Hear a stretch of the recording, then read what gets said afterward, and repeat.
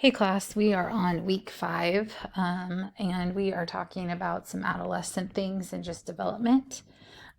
So as we know, during puberty, there is a lot of change physically, emotionally, that happens with kids. There's a lot of things that cause mood shifts and things of that nature, but also there's a lot of physical changes. As we know, probably just from our own experiences, girls tend to develop a little sooner than boys, and boys tend to develop a little bit later.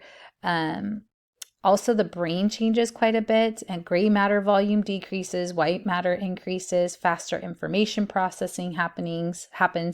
Our synapses are strengthened during adolescence, and there's a slow decrease in serotonin levels and a rise in dopamine levels. So there's a lot of shifting going on during this time, which explains why junior high really sucks. Maybe I'm just speaking for myself, but it's a really unique time in a person's life. A lot of change, a lot of change in a good way, a lot of some hard changes too. And I think this is where kids sometimes can really struggle during this age range, just because not only is there emotional changes going on and hormonal changes going on, then we have physical changes going on. So different regions mature at different rates of the brain. Subcortical areas mature faster, including the limbic system and the nucleus accumbens. Forgive me for mispronouncing things. Again, emotional reactivity, right? Risk taking, attraction of peers. These are all things that are happening in different parts of the brain that are being triggered and firing. If you haven't gotten a chance to see Inside Out 2, I feel like maybe a therapist helped write that movie. I mean, it was so well done. And it was like being in a young girl's brain. Like, and I say that because I once was a young girl.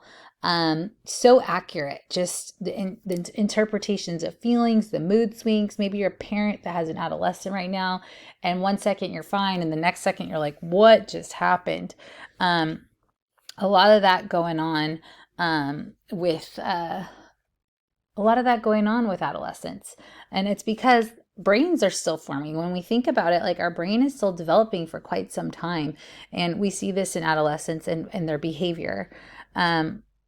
The prefrontal cortex is matures more slowly, and that's where we have planning, control, function, evaluation of risk. And so this is why we might have some kids struggle with some of these things. They might have more of a stress response at this point. Behavioral and emotional changes, sleep patterns, circadian rhythms.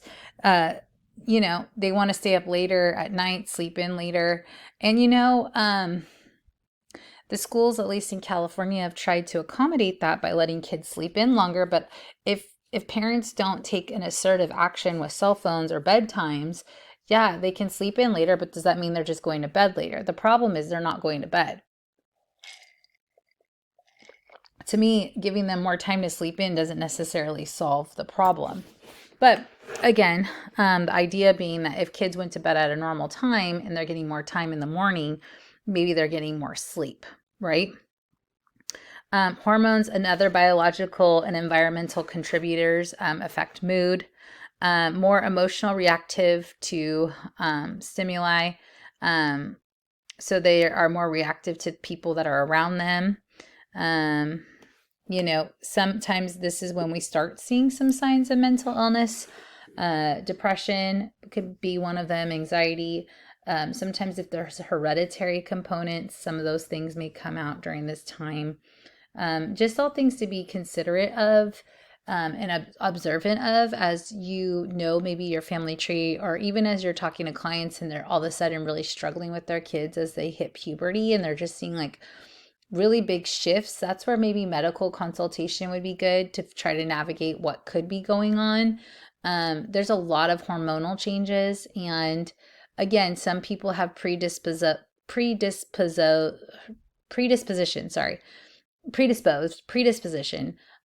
to mental health conditions. And so just talking with a physician about that, especially if it's so drastic. Also too, there's thyroid issues, all kinds of things that could become problems as bodies are changing and maturing. And so that's why we always want to not rule out medical things, and we're not doctors. So we always suggest going to a doctor. Depressed mood is seen in 1 of 3 teen girls, which is pretty significant. So disadvantages of early maturation, so early maturing. I think it's hard because when girls develop early, a lot of attention is brought to them. I think of one of my best friends. When we were in 6th grade, she was the tallest kid in our class, and developing early, so just kind of stood out, didn't almost feel like a little girl anymore. And this is in 6th grade. Now I think this is way more common for whatever reason. However, she's still the same height that she was in 6th grade. And we all just got taller than her eventually. And so I think for girls, it can be negative attention, getting teased, especially if, breasts are developing, things of that nature. I think, just dealing with a period, even in grades as young as 5th grade, can be very overwhelming for a kid. It's a level of responsibility as well. And then there's the awkward stages where, kids kind of get a little thicker and then they straighten out, but it's just kind of like that. It's like in the middle phase, and kids can look a little, feel uncomfortable in their bodies. And parents need to be sensitive to that. And I think educating kids, like, this is part of your development and growth, and how not to, of course, fat shame anybody, or how do we handle healthy eating and being healthy, and what does being healthy mean? And being healthy isn't necessarily about being skinny. Those are all the kinds of things that will probably need to be discussed, especially with girls.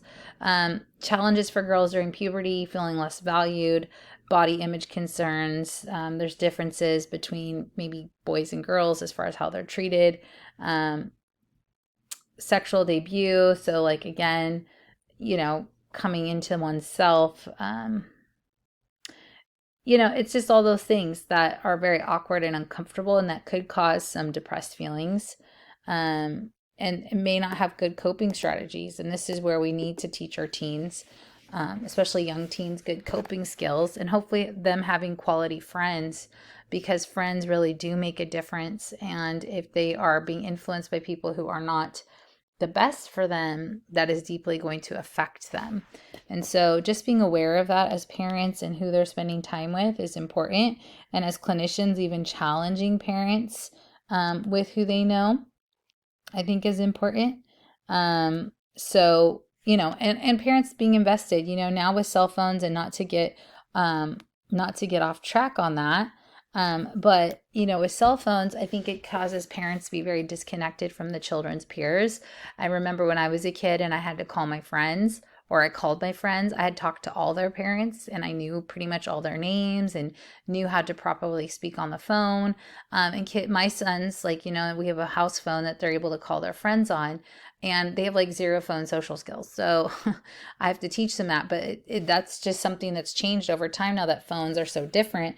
Kids talk to kids, and there's no talking to parents. So even encouraging parents to do things like that could be good, because it just allows them a little bit more insight into, like, what's going on with their children and who they're being influenced by.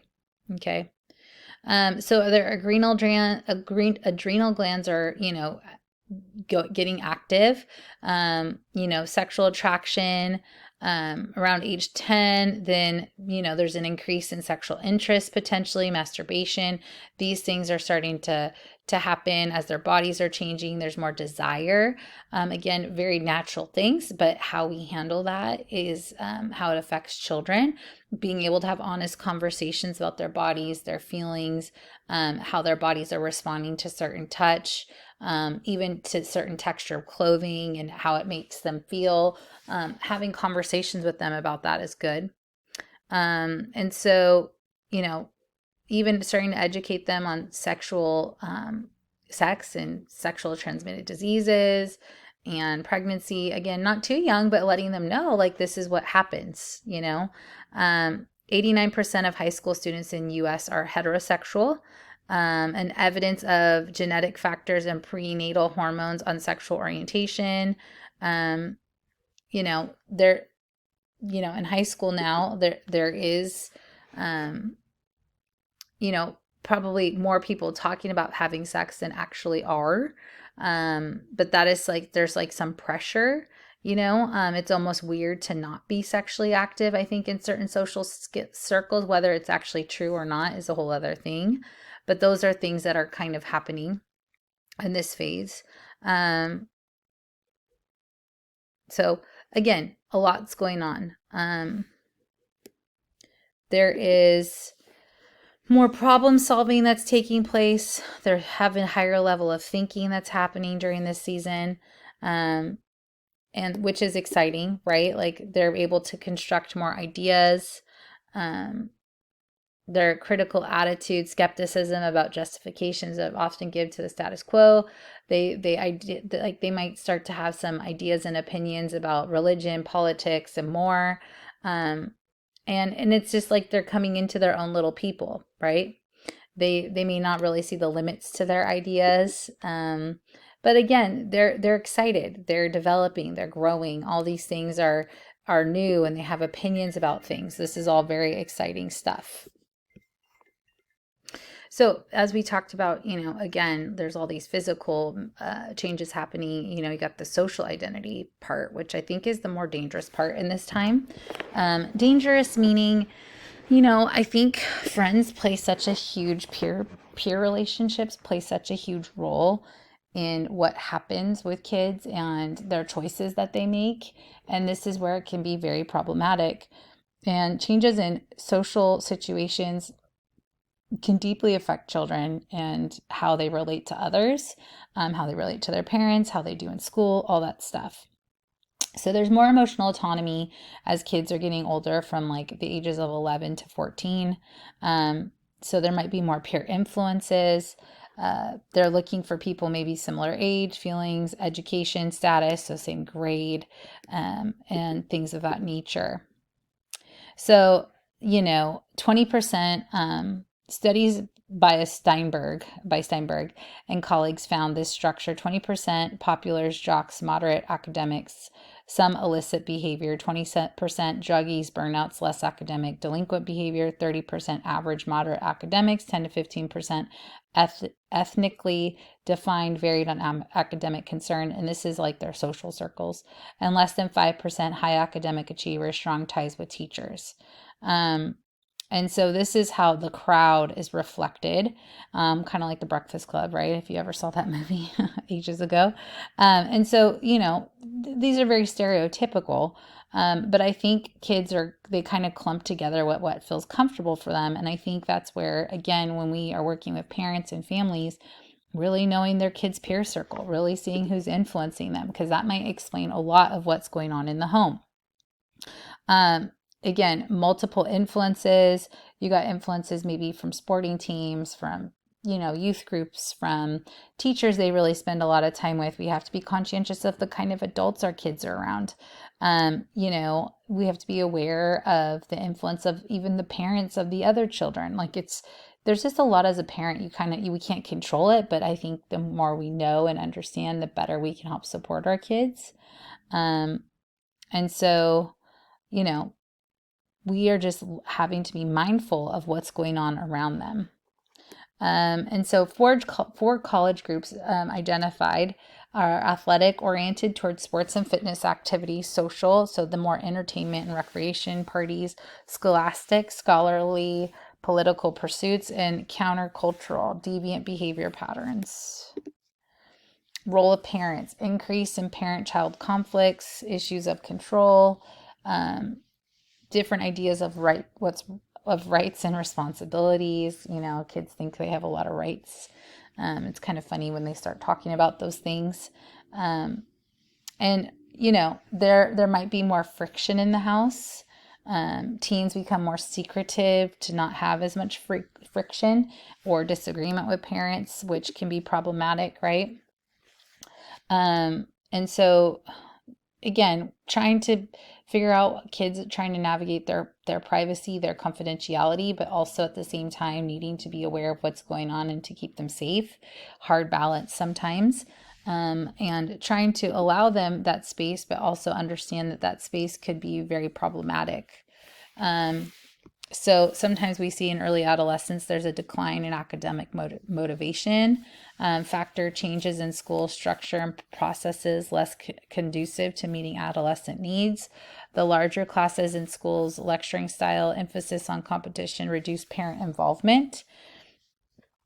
And again, like I think there's a balance between parent involvement and being like a lawnmower parent or a helicopter parent where we're hovering or kind of taking over.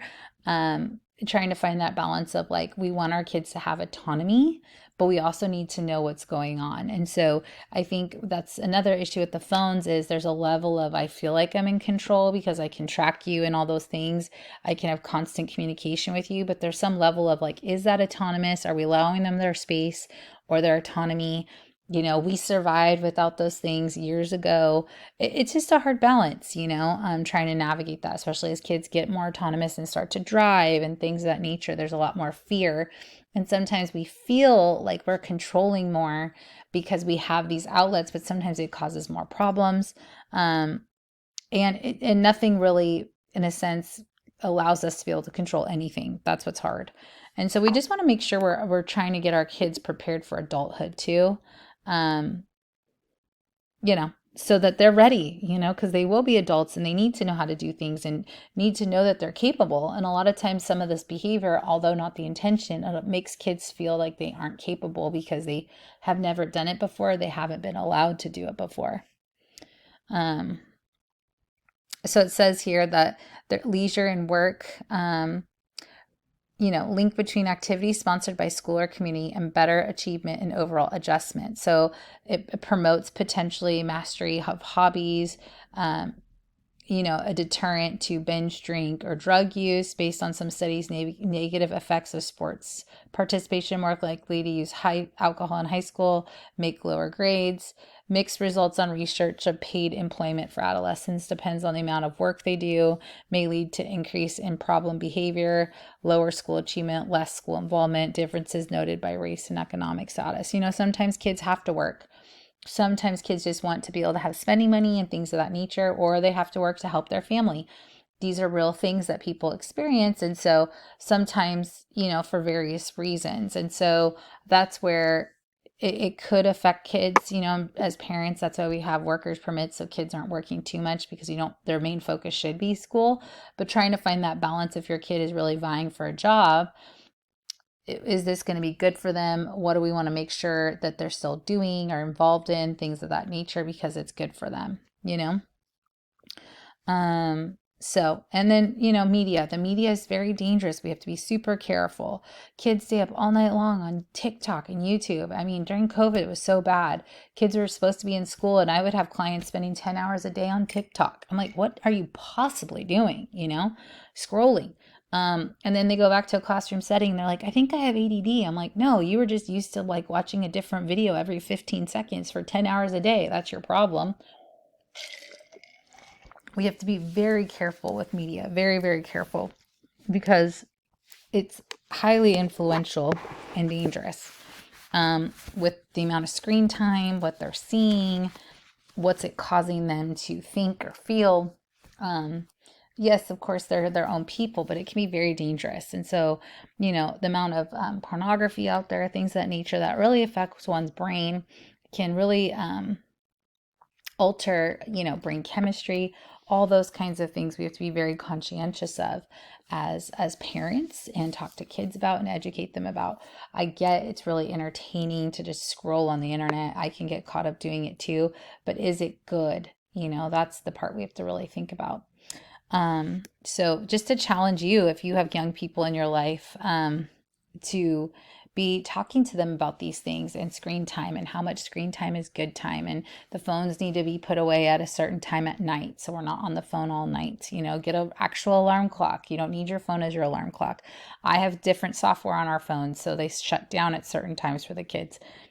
It's all these things that